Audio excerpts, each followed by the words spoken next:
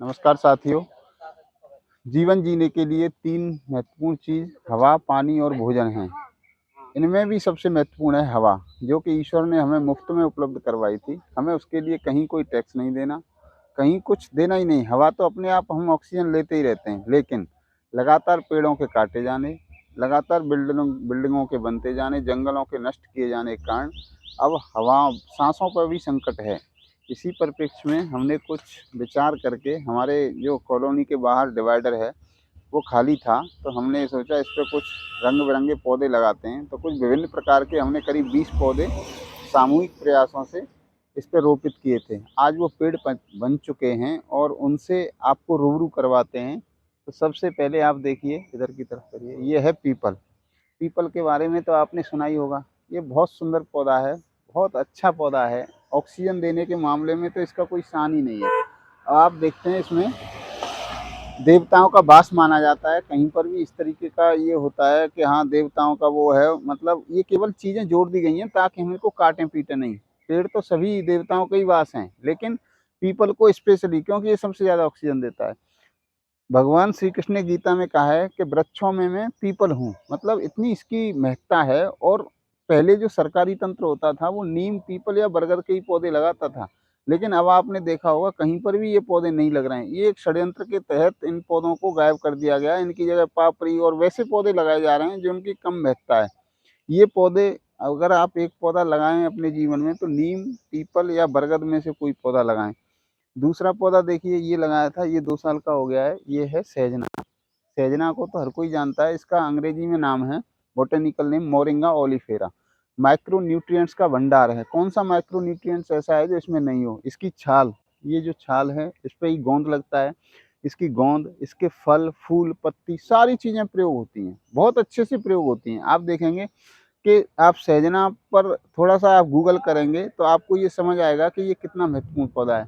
सबसे आसान तरीका है, आप इसकी पत्तियाँ लो और पत्तियों को अच्छे से धुल लो। धुल कर के काट के और आटे में लगा लो। आटे में लगाकर और गूँथ कर आप इसको रोटियां बना करके खा लो। ये सबसे आसान तरीका है और 12 महीने अवेलेबल है। इसमें कोई कुछ आपको करना नहीं है। इसकी फलियां आती हैं, वैसे ड्रम स्टिक के नाम से आपने देखा होगा, बाजार में लोग सब्जी बनाते हैं, अचार बनाते हैं, लेकिन वो भी कर सकते हैं आप, वो कर ही सकते हैं, अचार भी बनता है। लेकिन ये पत्तियां हैं, ये सबसे आसान तरीका है। देखो, तीसरे नंबर पे है हमारे यहाँ आंवला। आंवला के बिना तो आयुर्वेद ही अधूरा है। आपने देखा होगा, आंवला विटामिन सी का प्रचुर स्रोत है। ज़्यादातर चीज़ों का ये होता है कि हम किसी चीज़ को गर्म करते हैं ना, तो उसके गुणधर्म काफ़ी हद तक नष्ट होते हैं। लेकिन आंवला एक ऐसा एक्सेप्शन है। नुकसान इसमें भी होता है। आंवला को जैसे गर्म करने से कोई, हम इसकी रेसिपी बनाते हैं या कुछ चीज़ें बनाते हैं, लेकिन इसमें कम नुकसान होता है। विटामिन सी का प्रचुर स्रोत है ये। और एंटीऑक्सीडेंट से तो भरा पड़ा है। मतलब एंटीऑक्सीडेंट, जो आप समझते हैं, एंटीऑक्सीडेंट वो चीज़ें होती हैं जो शरीर में ऑक्सीडेशन की प्रक्रिया को कम करती हैं और हमारे शरीर को जो नुकसान पहुंचाने वाले तत्व हैं उनको नष्ट करती हैं। तो ये आंवला का पौधा है और ये पूजा भी जाता है। आंवला एकादशी आपने सुनी होगी। आंवला एकादशी पे हमारे घर की माता मैंने से पूछती हैं। इसके बाद है, देखो, ये बेलपत्तर। बेलपत्तर सुना ही होगा। भगवान शंकर को ये पौधा प्रिय है और इसकी 3 पत्ती होती हैं। नज़दीक से दिखाओ ना। 3 पत्तियाँ, ये एक में 3 पत्तियाँ होती हैं, आप पहचानते भी होंगे। और इन दिनों में तो बेल फल भी आ रहे हैं इस पे। देखो कितना बड़ा हो गया है, ये काफ़ी अच्छा पौधा हो गया है। इस पे बेल फल भी, यहाँ तो अभी तो नहीं आए, लेकिन बेल फल होते हैं जिसका बेल का जूस आप पीते हैं गर्मी में, बड़ा लाभकारी होता है। इसके बाद है ये बिटर लीफ। ये बिटर लीफ है। ये जैसे कहते हैं ना, अच्छी चीज़ तो कहीं भी हो सकती है। ये अफ्रीका का पौधा है, नाइजीरिया का। और वहाँ से तो हमने नहीं मंगवाया, हमने तो यहीं से हल्द्वानी से मंगवाया था। लेकिन ये डायबिटीज़ के लिए बहुत अच्छा है, क्योंकि नाइजीरिया में ना हमारे देश की तरह ट्रेडिशनल मेडिसिन्स का बहुत प्रयोग होता है। मतलब वहाँ पर वैद्य और ये आयुर्वेद का बहुत प्रचार प्रसार है। पुराने समय से ही लोग, कुछ भी दिक्कत हो तो इन्हीं पे निर्भर हैं, क्योंकि ये ऐसे देश हैं पुराने तरह से, जैसे भारत है, ये भी ट्रेडिशनल देश है। अब ये जो पत्तियाँ हैं, इसमें से आप ऐसे तोड़ो बड़ी पत्ती और तोड़ करके सुबह-सुबह खा लो। डायबिटीज़, बीपी, इनमें बड़ा अच्छा काम है। पेट के कीड़े, पेट में कुछ डिसेंट्री या पेट में कुछ अपच हो रही है, तो उसके लिए ये बहुत अच्छा है। और इसकी सबसे अच्छी बात क्या है, ऐसे डंडी तोड़ो और आप बारिश के मौसम में इसे लगा सकते हैं। इसके लिए कहीं से आपको ये नहीं कि पौधा चाहिए, आप हमसे भी ले सकते हैं आस-पास के हों तो। अब आप देखो, एक ईश्वर की कृपा देखो, ये ज़मीन पे भी देखो, ये पुनर्नवा हो रहा है। ये पुनर्नवा, इसके लिए हालांकि मैं अलग से वीडियो बनाऊंगा, लेकिन आप इसे देख सकते हैं कि ये बिल्कुल ऐसे फैलता जाता है और इसकी एक तरफ से पत्ती बिल्कुल सफ़ेद होती है। देखिए नज़दीक से दिखाऊं, सफ़ेद होती है। ये भी ईश्वर की कैसी कृपा है। ये बहुत महत्वपूर्ण जड़ी बूटी है पुनर्नवा, बहुत पुनर्नवा, जो शरीर को पुनः नया कर दे, बहुत महत्वपूर्ण है। इसके बाद आप देखिए ये है अर्जुन का पेड़, और ये अर्जुन का पेड़ हृदय संबंधी समस्त रोगों की एकमात्र दवाई है।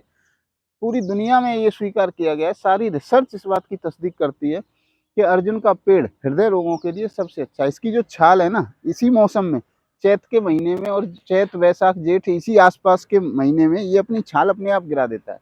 उस छाल को लेकर के चूर्ण बना करके और उसको शाम को आप गला दो और सुबह उसको छान करके पी लो। ये बहुत ही बढ़िया है। डायबिटीज में भी बहुत अच्छा काम है इसका, बीपी में भी बहुत अच्छा काम है। बीपी आपका बढ़ा हुआ है, इससे बढ़िया कोई दवाई नहीं है। क्यों? क्योंकि ये नलियों की, आपकी जो ब्लॉकेज है नलियों की, जो आपका गाढ़ापन है खून का, उसको दूर करता है। देखिए दिखा दीजिए, हम तो इसके पत्ते डेंगू में भी प्रयोग करते हैं। ये बहुत ही शानदार पौधा है। इसके बाद आप देखो, इसको तो कौन नहीं जानता, ये है बरगद का पौधा, बट वृक्ष। ये तो इसकी उम्र ही इतनी होती है कि अगर ये एक बार लग जाए तो आप देखेंगे ये कितने साल तक जो हवा देगा, छाया देगा, पक्षियों को खाने के लिए देगा, आश्रय स्थल बन जाता है। हजारों छोटे छोटे जो वो होते हैं जीव जंतु, वो इस पे रहते हैं और इसको खाना भी यही उपलब्ध कराता है। इसके बाद ये बेलपत्र का पौधा, जिसका अभी हमने जिक्र कर लिया है, ये दूसरा पौधा हमने लगाया। इसके बाद देखो ये है कड़ी पत्ता। कड़ी पत्ता का, ये कोई तोड़ गया है इसको। ये कड़ी पत्ता देखो, ये इसकी खुशबू बड़ी शानदार है और ये पेट के रोगों के लिए बहुत अच्छा माना जाता है। इसमें स्मेल इतनी, इसमें जो खुशबू है ना, बहुत तेज खुशबू है। बहुत अच्छा पौधा है और बड़ी तेजी से बढ़ता है ये, इसको भी। इसके बाद ये अशोक है।